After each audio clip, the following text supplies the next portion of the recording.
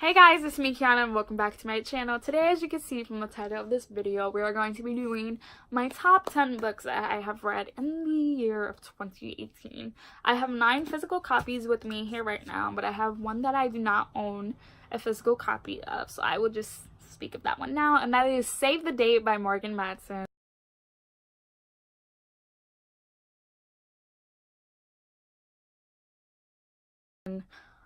This is a contemporary book about a girl named Charlie, and her only sister is getting married, so that brings her and all her siblings together in their big house. Her mother makes this own comic strip, and it basically is about their life, and the day of her sister's wedding, the day after is when the final strip is being published, and Charlie learns that, her parents are getting divorced, and that's why they're selling the house, and she needs to pick a college. But because of that, it's putting a lot of stress on her. I honestly loved that book, and I cannot wait to own a physical copy with me. But let's go ahead and get started with the 9 books that I do have in front of me. So one of the books I have is Daughter of the Pirate King by Trisha Levenseller. This is the first ever book that I have read about her, and it follows Princess Alosa, and she is the daughter of the Pirate King.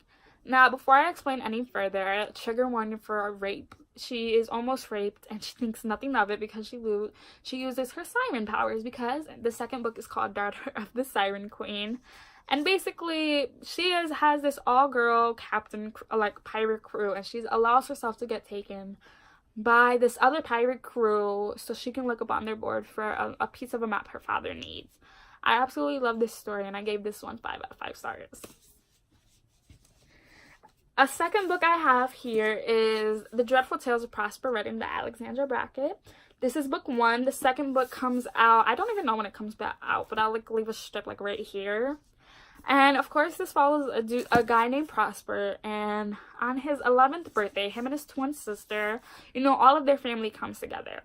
And because basically their family made a deal with the devil that if a demon gives them fame and glory, every couple years when there's a set of twins that is born, a demon will come and take one of the twins' place. So on his birthday, him and his sister are forced to go downstairs to the basement and read a part. His twin sister can't see it, but Prosper can, meaning that the demon is inside of him. And his grandmother, cuts his arm. And at first he thinks it's to kill him, but it's basically cut, every certain part of the body, and the demon will not have control over him. I absolutely freaking love this book so damn much, and I cannot wait for the second book to come out. And whew, am I gonna own that? This is a perfect October read, and I read this in July. So a third book I have here is Our Dark Duet by Victoria Schwab. This is the second book in the Monsters of Verity duology, and in the first book we follow a girl named Kate Harker and a boy named August Flynn. Now, August Flynn is a monster, and then basically in this series, based on what crime you commit is the kind of monster that is formed. Now with August, when he plays his violin, if he looks at you and he sees red in your soul, he knows that you're evil and that you must be killed. Katie's father has helped create and ignored a lot of these monsters. And I just loved it. I cannot wait to reread this series for multiple reasons, but I truly and honestly love this series, and you guys should read this. You guys should read all the books that I talk about because, recommendations. So the fourth book, the fifth book I have right here is Queen of Shadows by Sarah J. Maas. This is book 4-ish, 4 or 5 if you count. No, it's book 4. And in book 1, Throne of Glass, that's up there, we follow a girl named Selena Salvadorian, and she is basically Adrenaline's assassin. And because of that, she is put into Andover for a year, and after that year, Crown Prince Dorian comes, saves her, basically says, if you compete in my father's champion, and you win, you'll have your freedom for 4 years. She does it, blah, blah, blah, da, da, da. I freaking love this series. I love this series so much. I feel like I cannot explain enough without spoiling something. It has taken me 2 years to reread up until Queen of Shadows, so I can continue on with Empire Storm, Tower of Dawn, and now Kingdom of Ash. And let's just say, your girl is reading Empire Storms next month, no matter how long it freaking takes her. I take my time and tab each and every single one of them up so I can understand it better and do my book talks. You know, all my book talks would be like in the eye. So yeah, I love this series. Yes, I need more. Okay, the 6th book, I have read this for the first time ever, and that is A Darker Shade of Magic by V.E. Schwab. This is book 1 in the Darker Shade of Magic trilogy. Now, this follows a guy named Kel, and basically there's 4 different Londons. White London, Red London, Black London, and Grey London. And there's only a person who can travel between all of them, and it's this, one of them is a guy named Kel, and the other one's a guy named Holland. Now, Kel belongs to the Red Royal family, and basically, it's really hard to, like, explain, but once you read it, you know. This is the, this is the collector's edition, you know, that we have our little tabby, you know, it's the black version and everything. I love this series so much, and I cannot wait to continue with it. But yeah, this was honestly like a favorite of mine this year. Alright, the 7th book I have in my hands is A Court of Frost and Starlight by Sarah J. Maas. And this is a novella that basically, it's 3.5 and it bridges up into Nesrin's story, because we do get like a little preview of this. But Nesrin's story just doesn't come out until 2020. So basically, we follow the entire crew, except for Azriel. We don't get his point of view in this. And it's basically them now trying to, like, come to terms with what has happened after, you know, what happened in A Court of Wings and Ruin. And one point of this is Feyre's trying to get back into painting, but she sees all the pain and despair that has happened with people of her court. You know, she is the High Lady of the Night Court, and she can't help but to think it's her fault, and she wants to, like, she has PTSD, alright? We all know that. We all know that she had PTSD, her and Rhysand, after what has happened with Amarath. I think that's how you freaking say her name. And this is basically her coming to terms with what has happened. Her trying to, like, you know, her sisters are still, she still believes it's her fault what happened with her sisters.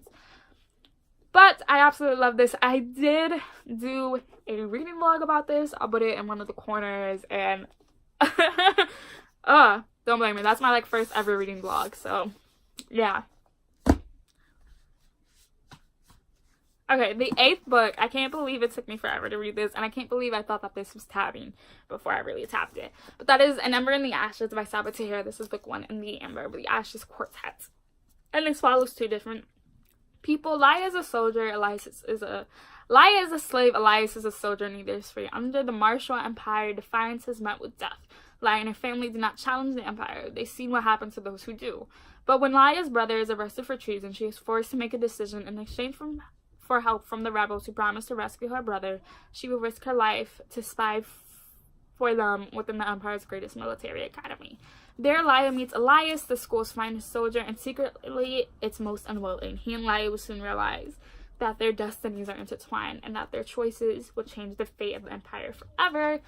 I freaking love this book so much. The feels, everything. First of all, I'm terrified to read A Torch Against the Night, which I do own, and it's just because Sabathir knows how to mess with your feelings, and yeah.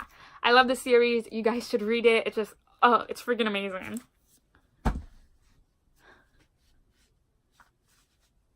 Okay, so the 9th book, I had listened to the audiobook in October, and that is What If It's Us by Becky Albertalli and Adam Silvera. This is my first ever Adam Silvera book that I have read. And so this follows 2 people, Arthur and Ben. Now, Arthur believes that for love and foresight, he believes in the universe, he always has. You know, it's reason. And then Ben has just recently broke up with his boyfriend, and he's on his way out to the post office to mail back all of his stuff when he runs into Arthur, and Arthur is there because his mother is in New York in the law office for the summer, and they have their lovely moments. And let's just say the ending broke my heart. I was at school when I finished reading the ending, and let's just say I was in my library crying. Let's just say all of us hope that Becky Albertalli and Adam Silvera like do another book, and hopefully we meet the characters like again, like we do when we read Simon versus the Homo Sapiens Agenda, and we saw like Abby again and heard from Simon and The Upside of Unrequited. But I absolutely love this series. And if you guys want like a cutesy contemporary, read this.